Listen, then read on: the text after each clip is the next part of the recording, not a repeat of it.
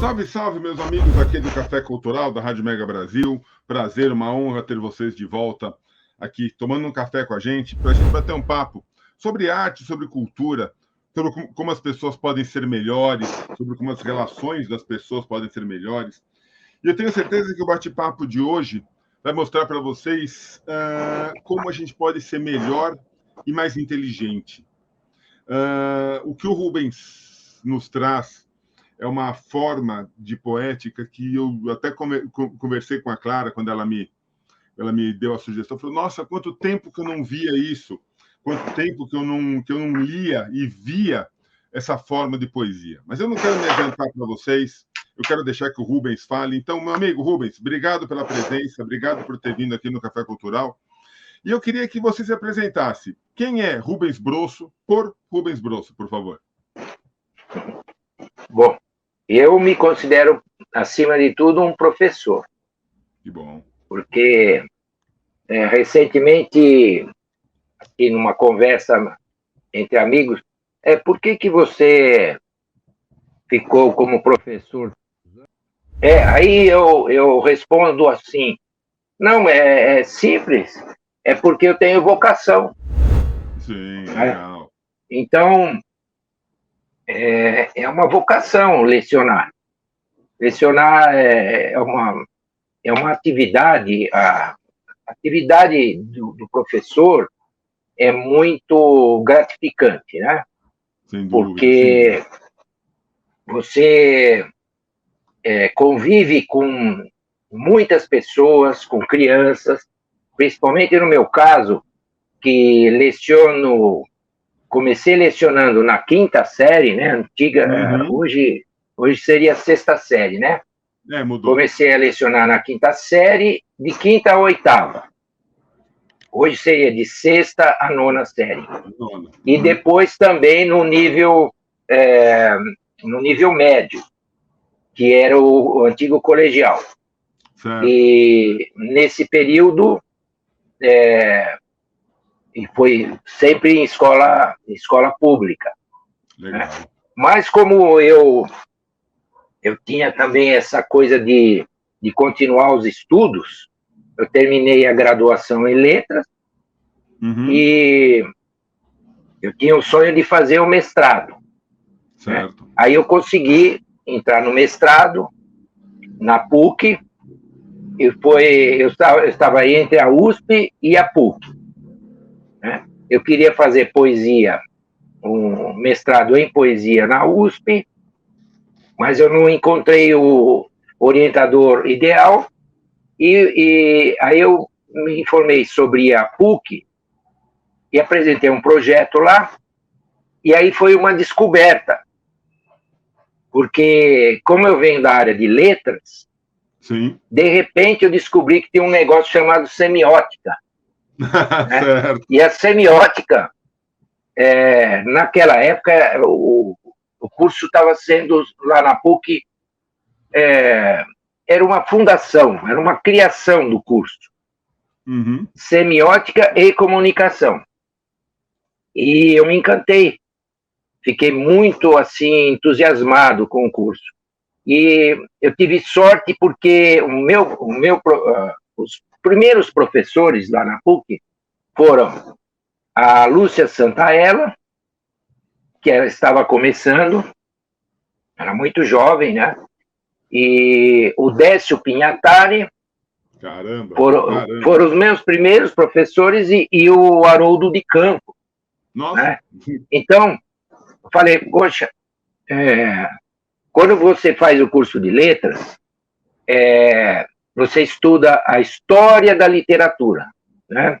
Desde lá das cantigas de amor, cantigas de escárnio, também, que eu fiquei fascinado por essa época, mesmo porque eu tive um colegial muito bom. E o antigo ginásio era maravilhoso. Eu lia os romances românticos, li muito Castro Alves, declamei o Navio Negreiro inteirinho, né? Olha só. 365 versos. Então, eu já fui iniciado, era um iniciado em literatura desde o ginásio, né? que é o ensino fundamental. Uhum. E aí, de repente, no curso de letras, você termina o curso e a última corrente literária que tem é a corrente do concretismo. Sim. Mas é dedicado, no livro de teoria da literatura, é dedicado apenas uma ou duas páginas, no máximo. E para ali a história da literatura, né? Uhum. Quando eu entro na PUC, quem estava lá me recebendo, de certa forma, o Décio Pinhatari e o Haroldo de Campos, que foram os criadores da poesia concreta. Da poesia concreta, exato. Então, a poesia concreta foi criada nos anos 50, né? 56, causou um rebuliço na imprensa, dúvida, saiu na revista. O rock saiu assim, o rock and roll da poesia, porque na época, nos anos 50, era o quê? Era época do rock, né? Do rock que hoje nós chamamos de rock clássico, né? Elvis Presley, exato. E todos, o Neil Sedaka, todos aqueles. Bom, eu já nunca ia imaginar que existia poesia concreta, né? Eu era uma criança, então nem sonhava com isso. Só lá nos anos 80, quando eu encontro... Bom, no final do curso de letras também, né? Mas eu não dei bola. E eu lia muito os jornais O Estado e a Folha de São Paulo. Sim. Numa época que existia um suplemento literário, suplemento cultural. Eu lembro. E aí eu tinha notícias, tal, da poesia... Bom, você... Eu não sei se chegou a ver, você é muito jovem, né? Então, eu não sei se... Já estou meio dinossauro na comunicação, viu? Então, aí, o que aconteceu? Eu ficava assim, mas eu estava muito preso na poesia lírica, na poesia do Fernando Pessoa.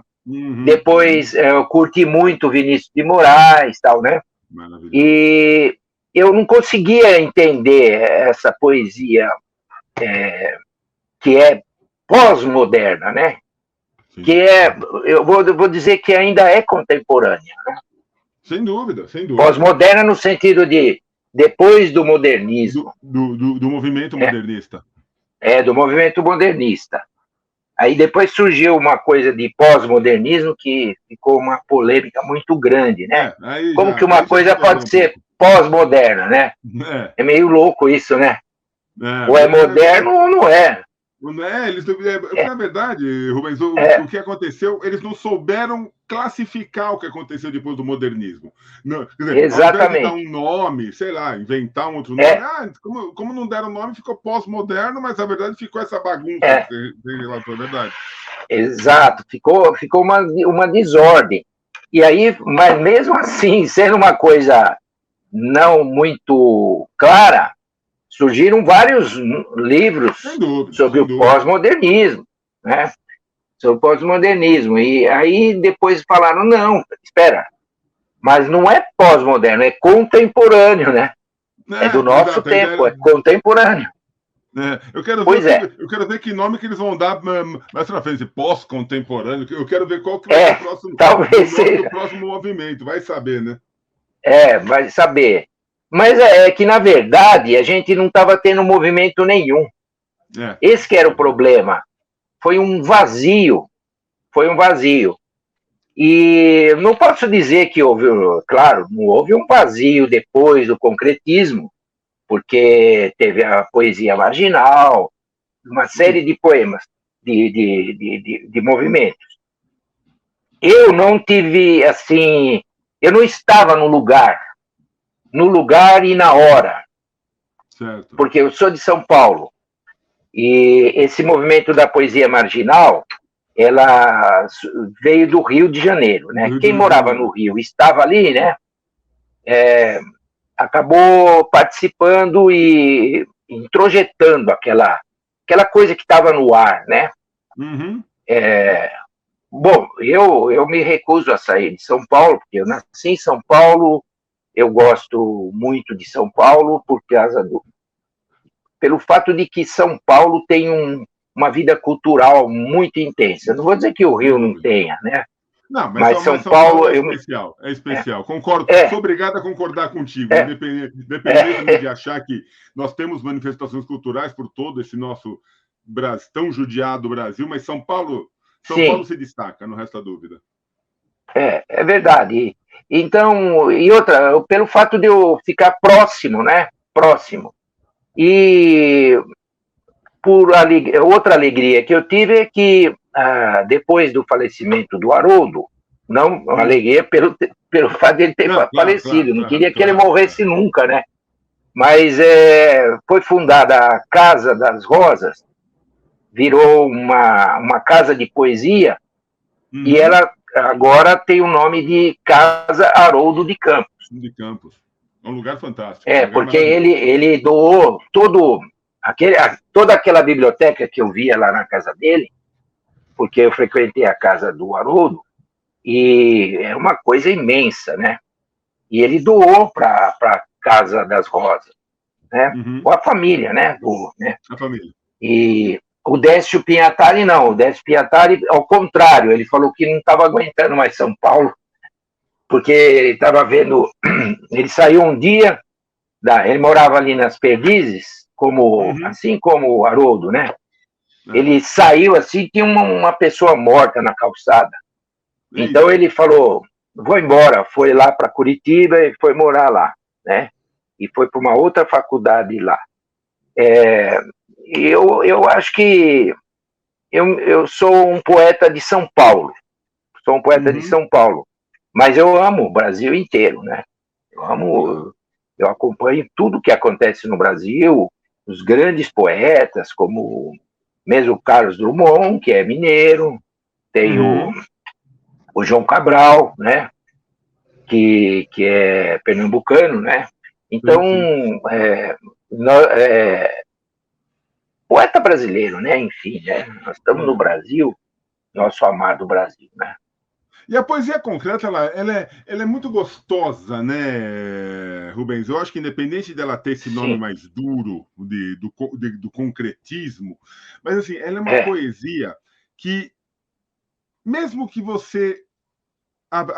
eu acho que o primeiro impacto da poesia concreta é visual, muito mais do que a leitura. Quer dizer, porque a própria disposição das palavras no papel é pensada. Diferente de uma poesia, de um soneto de Vinícius de Moraes, que você muito bem citou, onde, na verdade, ele está preocupado com a métrica, está preocupado com as rimas, está preocupado muito mais com o sentimento do que com o formato. A poesia concreta tem um impacto visual antes de mais nada, né?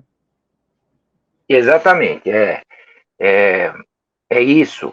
Essa questão a proposta inicial era assim, era uma proposta gráfica, né? Aproveitar o espaço da página do papel e dispor de uma maneira até mesmo lúdica das palavras. E a outra coisa que o Décio falava para a gente, depois ele publicou tudo, nós não queremos mais o verso, nós somos contra o verso, né? Mas, assim, como se vou meter o martelo, né? O Victor Hugo falou, vamos meter o martelo nas regras. Isso já no romantismo, né? Eles não queriam regra. E o Décio disse, não usou essas palavras, mas vamos meter o martelo no verso. Né? Sim. E realmente ele não quebrou só o verso, ele quebrou a palavra. Né? Verdade. Ele fragmentou a palavra. Tanto que tem um poema que chama Bomba, dos concretistas, que é uma bomba assim, explode. Né? É uma explosão da palavra. Ou seja, o Décio, ao falar... E assim, é maravilhoso, né? Uma pessoa fantástica, uma alma iluminadíssima. Mas assim, quando ele falou, serei contra o verso, ele foi controverso. Na verdade, ele criou uma poesia completa na própria fala, né? Exatamente. Nós não queremos mais o verso, porque senão aquele grupo de 45 estava muito preso a essas regras, e mesmo o próprio Vinícius de Moraes, ele escrevia os sonetos, né? Sim. Ele produziu vários sonetos maravilhosos, e o soneto é metrificado, porque Exato. além de ter, porque tem a poesia livre, né, versos livres, que não tem métrica, né, porque a gente chama métrica, bom, você sabe, né? Métrica porque você divide as sílabas e todos os versos têm que ter, ou todos têm que ter 10 sílabas, sílabas poéticas, né? Não é sílaba, sim. verbal. A sílaba gramatical, vamos dizer assim, vai. Não é gramatical, é sílaba poética, que tem um sistema complexo, né? Que vem desde os gregos. A poesia grega, sei lá, 500 anos antes de Cristo, já metrificava. Você viu que coisa, né? E olha que engraçado. É que eu não tenho tempo de falar isso, mas agora eu tenho, sempre que eu posso, falo da antiguidade. Eu falava para os meus alunos, né? Precisa conhecer o que aconteceu antes de Cristo, depois tem que saber o que houve na Idade Média, chegar no Iluminismo, né? Para poder entender a cultura e principalmente a poesia, né? Então, se você pensar que no ano 600 antes de Cristo já estava sendo produzido a Odisseia, né? A Ilíada, sim, é uma coisa de espantosa. Verdade, e tem gente que hoje ainda não sabe o que é isso, não sabe o que é poesia. Não sabe ler, né? Que não sabe. Não sabe ler. Que você citou, olha que engraçado que você citou, Rubens. O Vinícius de Moraes, todo controverso, quer dizer, tem de um lado muito boêmio, né? É um homem da noite, um homem da boemia, vai escrever um soneto. Veja a inteligência que tem que ter, o cuidado que tem que ter para se escrever um soneto. Sim. Não, Vinícius era muito livre, mas na liberdade dele, ele trazia uma técnica poética esmeradíssima, como poucos conseguiram. Sim. Bom, nós temos assim todo o romantismo e outras tendências pós-românticas continuaram utilizando a métrica, né? Então, realmente isso é louvável, né? Basta pegar, por exemplo, os Lusíadas, que tem mais de 8.000 versos, mais de 8.000, e todos têm 10 sílabas.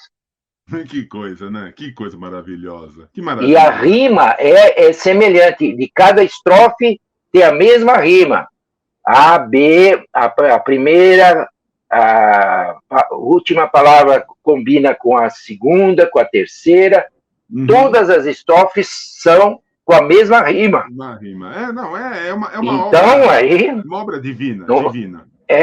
Não vamos nem falar. Bom, você falou divina comédia também. Divina comédia também. Também são tercetos, depois tem uma quadra, tercetos, quadra, todos metrificados, né?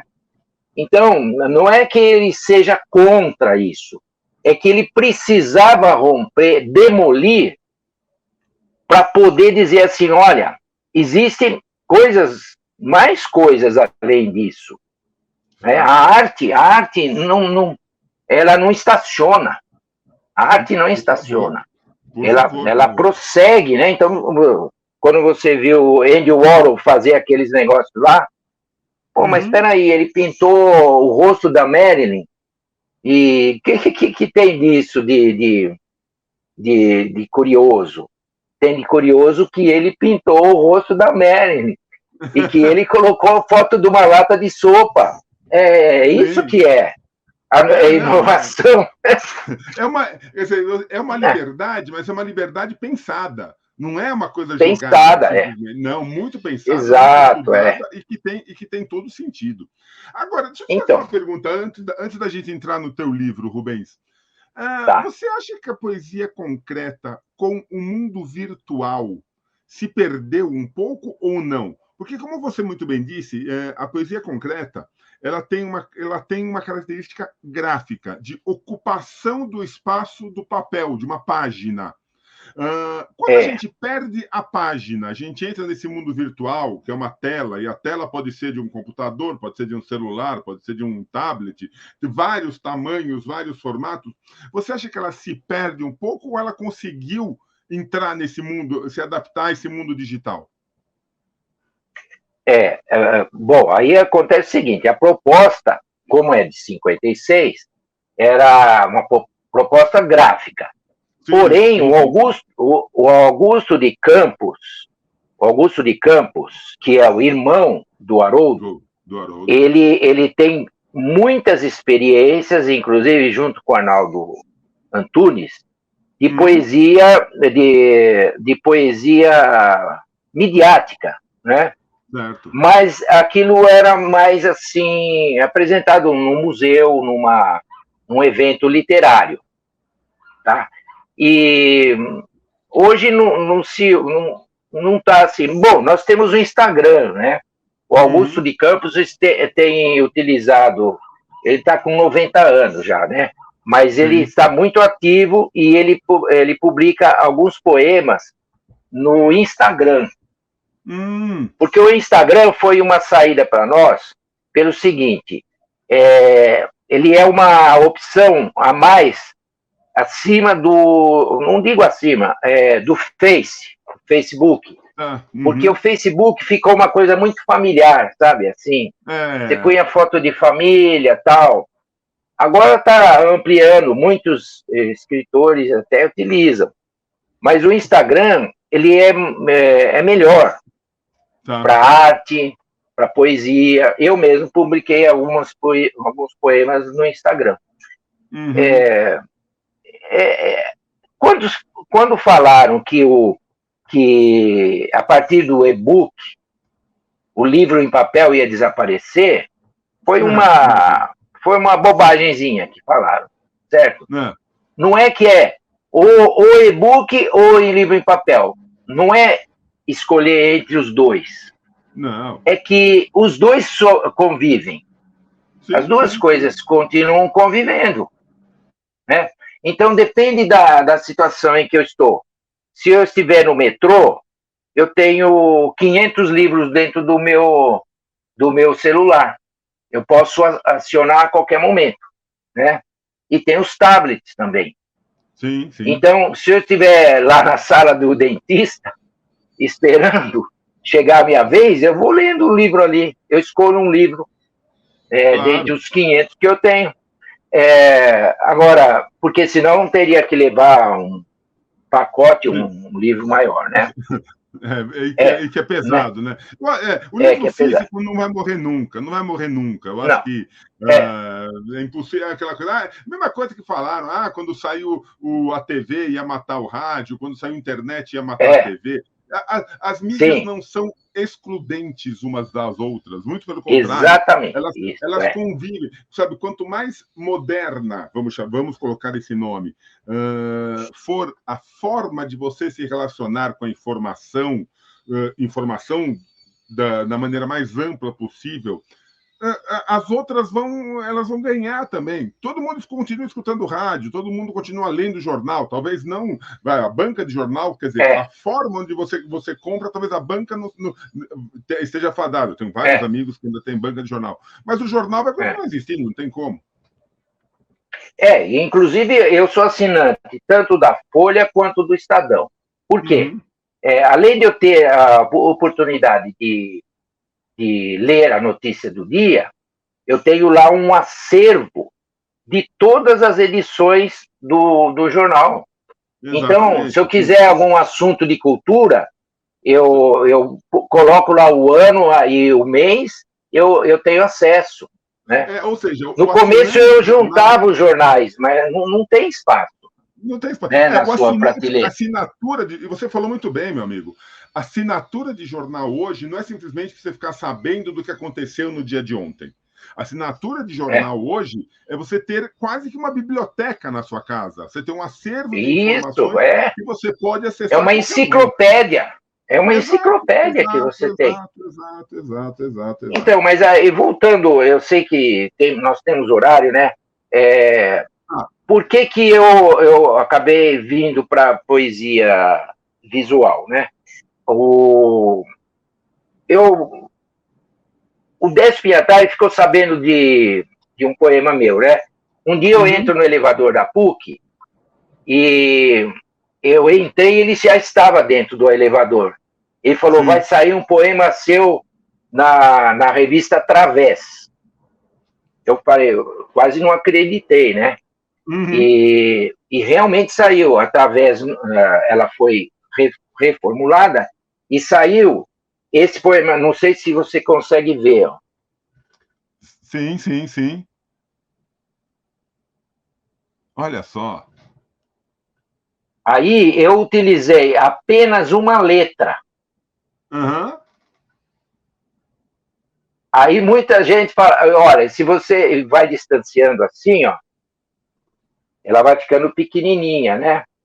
Sim. Eu coloquei no espaço do papel para ela ficar bem pequena, como se tivesse uma coisa no ar. Então, qual é o nome desse poema? Nave. Olha só. Então, é um pássaro. Ave. Aí o pássaro traz a parte do conteúdo, né? Do significado. A imagem do pássaro. Sim. E a letra indica o que nós chamamos de símbolo verbal. Símbolo verbal. Então, eu trabalho com ícone e com símbolo. E o que é mais gostoso, Rubens? O que é mais gostoso? Cada um que olhar e que ler essa poesia sua vai ter um significado particular. O que é muito gostoso isso, o que é muito bom. Você tem a tua mensagem que você quis passar com isso, mas assim, eu li de uma forma, com certeza, os nossos ouvintes que olharam e falaram assim, poxa vida, é permitido viajar, é permitido viajar na sua criação, isso é muito gostoso. Então aí eu fiquei entusiasmado, porque se o Décio aprovou e gostou, e publicou numa revista importante, porque nessa revista, só para você ter uma ideia, com quem que eu fiquei? Com o Regis Bonvitino, com o Paulo Leminski e Edgar Braga, só para citar alguns, né? Mas o próprio Décio Pinatari tinha artigo aqui, Nelson Ascher, né? Duda Machado, Frederico Barbosa, todos os poetas da época, né? E o Paulo Leminski era o mais conhecido, né? Então eu falei, espera, eu vou continuar. E aí teve um colega lá da PUC que criou a primeira mostra internacional de poesia visual. Aí ele já não falou poesia concreta, falou poesia visual. Visual. E aí eu participei com vários poemas dessa grande mostra. Tinha poetas do mundo inteiro, inclusive o criador, um dos criadores da poesia concreta, que foi Eugen Göringer, que era um suíço. Era suíço, mas nasceu na Argentina e vivia na Suíça, né? Ele criou, junto com o Décio procurou ele e tal, né? Porque ele também estava ele estava tateando, assim, uma coisa assim de concretismo já, né? Fora do Brasil. Então, e ele estava nesse evento, né? Maravilhoso, foi assim um grande acontecimento, mas a mídia não tem registro disso, tal. O Filadelfo, que é o criador, ele fez um acervo, pegou todos os poemas, inclusive os meus estão lá, e ele levou para a PUC. Depois foi feito um site, mas esse site foi desativado. Bom, aí, então, eu consegui. Aí, em 2007, eu publiquei um livro de poesia concreta, poesia visual, e só depois, aí eu fiquei um tempo, por isso que eu perdi um pouco o bonde da história, porque eu passei vários anos, eu estava lecionando em 2 escolas, né? Durante o dia, escola pública, à noite na faculdade, então não pude me dedicar, mas não deixei de escrever, eu só não publiquei.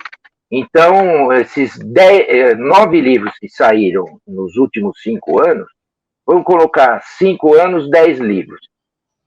Foram, não é que tem gente que fala, mas espera aí, você escreveu todos esses livros? Não, não. Demorou 20 anos para escrever, só que não foram publicados. Ou então, seja, você soltou tudo junto, você soltou tudo na Eu soltei tudo junto. É uma base de 2 livros por ano. Né? Que maravilha. E aí o lançamento atual é esse aqui, Estrangeiro no País de Mim Mesmo. Né? Não posso mostrar porque fica ao contrário, né? Não, tá certinho. Dá para ler? Dá. Estrangeiro no País de Mim Mesmo, Balada do Amor. Que maravilha. Concreto. Aí eu estou fazendo um link com o concretismo. Balada do Amor concreto com credo poético. Que legal, Rubens. Muito bom, muito bom. Essa é a ideia, né? Quer dizer, uma coisa, é uma ousadia da minha parte fazer isso, porque eu crio 2 percursos no livro, né? Percursos gráficos textuais, 2 percursos, que vem assim, a poesia lírica que eu fazia antes de conhecer o Décio, antes de conhecer, assim, mais de perto a poesia concreta e visual, e vou colocando lado a lado a minha poesia lírica e a minha poesia atual. Posso dizer que o tema é o amor. Sim. Porque o lirismo, né, quando você fala em lirismo, você pensa em amor, né? Sem dúvida. Você lembra de amor, né? Mas não quer dizer que seja só isso. E também não quer dizer que alguns ainda têm a noção de que poesia fala da sua sofrência, né? Da sua dor de cara. Não, quando fala poesia, muitos falam assim, eu gosto de poesia que, né, trata de dor de cotovelo, essas coisas, né? Mas não quer dizer. A poesia pode até tratar disso, mas não só disso. Né? Ela é completa, ela pode tratar de amor, pode tratar de terror, pode tratar de dúvida, pode tratar de. Pode tratar, na verdade, do que ela quiser, do que o autor quiser tratar. Exatamente, Aí, bom, mas por que você escreve um livro? Se você vê, tem 7 ou 8 livros de poesia concreta, de repente você me aparece com poesia lírica. Não é só poesia lírica. Isso aqui esse livro, eu quero que seja uma provocação para as pessoas que acham que poesia é só sentimento. Numa live que eu tive assim, a entrevistadora falava assim, não, qualquer poema seu fala de sentimento. Lógico. Mas aí se eu falo assim, se pudéssemos lavar melancolias, falas, paredes ausentes, depois de secas, passá-las, paredes passadas ficam presentes. Aí, então, já é a minha poesia de hoje, né? Porque eu estou falando de lavar e passar roupa. Eu lavo roupa e passo a roupa, certo? Aí, paredes ausentes, se a gente pudesse passar depois de lavar as paredes ausentes, se a gente pudesse passá-las assim no ferro de passar roupa, né? Essas paredes passadas, que forem passadas, ficam presentes. Ou seja, você juntou o ato, você juntou a parte temporal, você juntou o andar, né, a parte do passar, quer dizer, passar pelas paredes, também já deixou no passado e volta. Ou seja, interpretação, meu amigo, é um exercício. É o que eu falo.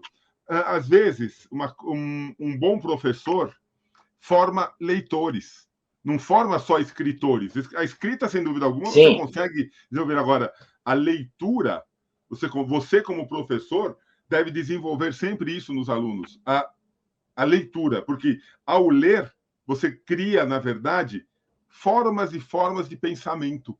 E isso que é o mais gostoso, é fazer que as pessoas pensem. Porque o que nós estamos precisando na sociedade hoje são pessoas pensantes e não pessoas que simplesmente sejam conduzidas. Conduzidas, exatamente. Então, esse é o trabalho do professor que eu desenvolvi como professor e como leitor, né? Na sala de aula, eu sou um leitor. Eu sou um leitor que, ao mesmo tempo, é um guia, né, para os alunos. E, às vezes, a gente parece tão claro, e aí você conversa com o aluno, ele fala, nossa, eu não percebi, como que eu não entendi isso, né? Aí, bom, mas por que o livro tem Estrangeiro no País de Mim Mesmo? Por quê? Eu escrevi um poema chamado Mistério, lá no pré-concretismo, né? No meu período pré-concreto, eu escrevi assim, eis-me estranho ao mundo, estranho a mim, estrangeiro no país de mim mesmo, viajo. Faço viagens ao interior destes estados de amor e dor.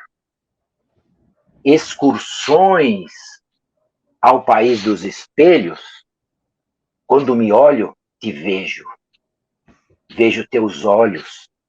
Quando me olho nos olhos, ai, como te vejo na superfície das águas. Águas de banhar-me em ti. Olhos de me iluminarem. Chamas de me queimarem de amor. Teu corpo é superfície calma de águas claras. Claridade de fogo onde me inflamo. Há chamas de amor a incendiar o céu. A tristeza de teu olhar não é triste. E não me deixa triste. Torna minha alma um céu azul, e o céu não é triste. É livre e puro. E embora de breu noturno se cubra, a aurora sempre o tinge de alegria. Eita. Aí eu tirei o nome... Estrangeiro. Essa é a poesia lírica que eu fazia, né? Poxa vida, é maravilhoso. Como é gostoso isso, como é gostoso. Rubens, ó, se a gente está conversando aqui, o tempo passou. Isso, já ultrapassou, né? Mas sem problema. Conta para nós aqui, onde que as pessoas encontram Estrangeiro no País de Mim Mesmo, Balada do Amor Concreto com Credo Poético? Onde que as pessoas podem ter acesso à tua obra? Bom, assim, o modo mais rápido é pela Amazon. Mas se você puder frequentar a Martins Fontes da Avenida Paulista, você vai encontrar esse livro, também na Megafauna e outras livrarias. Que maravilha. Então, hoje, eu acho muito prático comprar pela Amazon, né? Sem dúvida. Porque, inclusive, a gente não paga frete, quem já é cadastrado lá, não paga frete e tal, né? Mas frequentar uma livraria, eu sei que está difícil hoje em dia, temos poucas livrarias, infelizmente, mas frequentar a livraria é um exercício que deve ser sempre cultivado, viu, meu amigo? Sem dúvida. Olha, é muito fácil. Chega na Martins Fontes, você vem pelo metrô, desce ali na Brigadeiro, você está na Martins Fontes. Lá tem um café, que é uma delícia, tem 2 andares, tem um café, tem um saldão muito bom. Ali, eu acho que ela é muito pujante. Tem um setor só de artes. Está muito boa aquela livraria. Tá mesmo. E quem quiser conhecer Rubens Brosso, quem quiser acompanhar a tua obra, você já falou que você tem o teu Instagram. É pelo Instagram a maneira mais fácil de te encontrar nesse mundão? Sim, pelo Instagram. É só colocar R Brosso. Brosso. R Brosso. R Brosso. E aí te encontra. Rubens, acima de tudo, parabéns. Parabéns por ser esse professor e nunca deixar de ser professor, que isso é uma maravilha. Sim. Nós precisamos sempre de professores. Parabéns pela tua obra. Obrigado por ter nos trazido esse momento tão gostoso com conhecimento, com cultura, esse bate-papo tão alegre. E tenha certeza, tendo novidades, o Café Cultural vai estar sempre aberto para você. É só voltar aqui para bater um papo com a gente. Fiquei muito honrado com esse convite e adorei essa conversa com você. Tá? Que bom. Nós também, tenho certeza. E a todos vocês que acompanharam, meu muito obrigado. Obrigado, Rubens. Meu muito obrigado por vocês estarem aqui. A gente volta logo, logo com uma conversa, tenho certeza, tão agradável como essa. Tchau, Rubens. Um grande abraço. Obrigado. Tchau. Tudo de bom.